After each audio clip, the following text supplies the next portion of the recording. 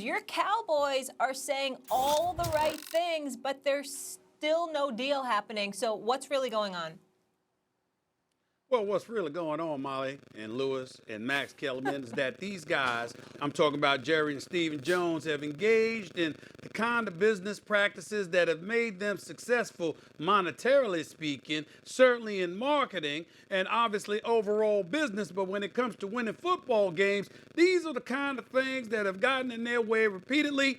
And this is just the latest example of their foolhardiness. Now, let's analyze this situation for what it is, Louis Riddick, because I understand that you're keenly aware of these things, even more so than I am. Last time I checked, most important position in the world is the quarterback position.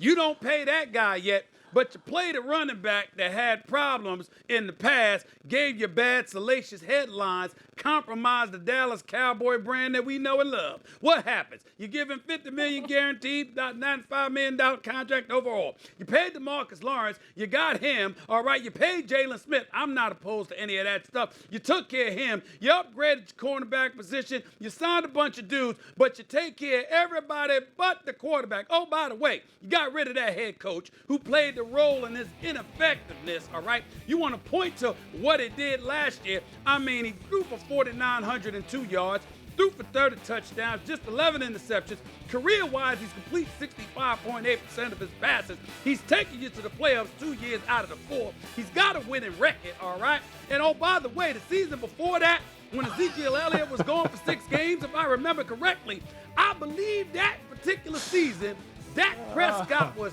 sacked about 56 times, if I remember correctly. Somehow, some way, Jerry Jones and Stephen Jones continue to ask this young man for the house. This man continues to show up. He's a leader. He's a model citizen. He represents the franchise. He's the face of the franchise. The whole Colin Kaepernick situation, he marched lockstep with Jerry Jones. When that could have been a dicey situation, he didn't sit up there and disrupt anything. This man has been a model citizen. He has performed. It hasn't been his fault that your defense didn't show up. You got a rookie offensive coordinator last year. The previous year, you got him sacked 56 times, time and time again. You have asked this young man to step up and represent this franchise. And then all of a sudden you come to us and you say you're going to take care of him. Damn it, you might do it.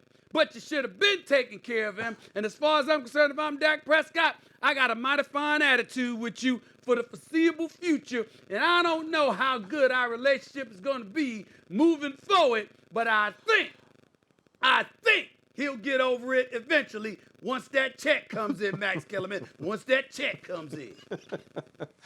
Look, he ain't Patrick Mahomes, but he wants to get paid like he's Patrick Mahomes. But that creaking sound you're hearing is the Cowboys getting ready to fold. I told you this was going to happen.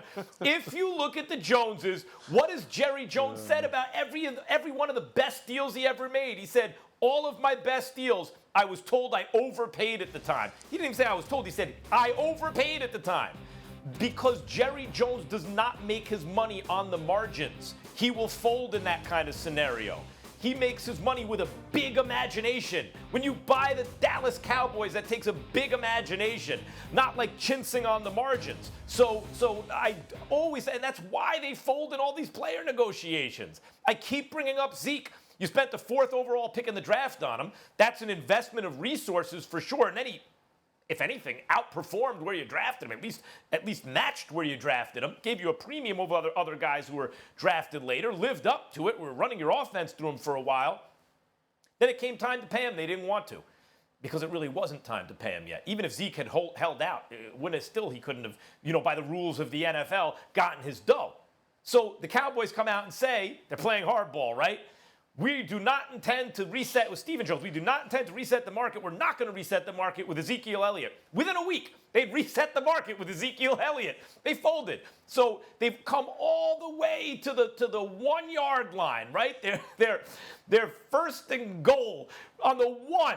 And now they're going to hold it up over some small language about when he can become a free agent 3 years down the road. No. The reason it still hasn't gotten done is because at this point, with the economy maybe shrinking and maybe that affecting players, the psychology of players and their emotional state about how they feel about coming into a lot of money, uncertainty about the future, everything, Maybe they figure, look, the worst that can happen right now is we'll save a few dollars by waiting because we've already basically folded all the way. My prediction is they won't. They'll still fold before they should and give Dak all the money. Yeah, look, this is an old-fashioned, well, I shouldn't say old-fashioned. This is a lesson in leverage, and when you have it, you may only have it a few times in your career, but if you do have it, you recognize you have it. And in the case of Dak Prescott, he recognizes he has it. You wield it, you use it, you exercise it, whatever verb you want to put on it, that's what you do. And Dak is in no hurry. Dak has until July the 15th. The Dallas Cowboys have until July the 15th. This is a situation where he understands exactly where he has Dallas. And to make a deal, remember, it takes two to tango.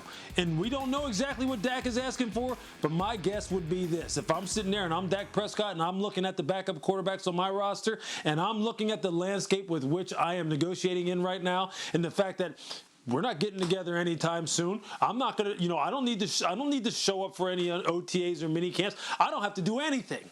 I'm sitting pat and I'm telling my representation, let's just hold, because you know what? I'm going to take the Max Kellerman approach. They will fold because they have nowhere else to go. They have nowhere else to turn. And look how this team is set up. Do you really think they want to have done all this work to get this team to where it's gotten to, and they're not going to pay me?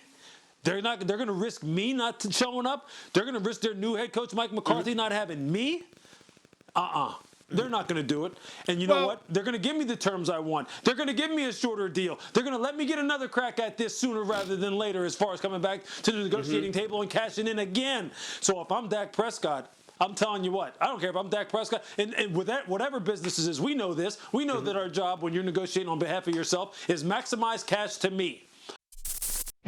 Thanks for watching ESPN on YouTube. For live streaming, sports, and premium content, subscribe to ESPN+.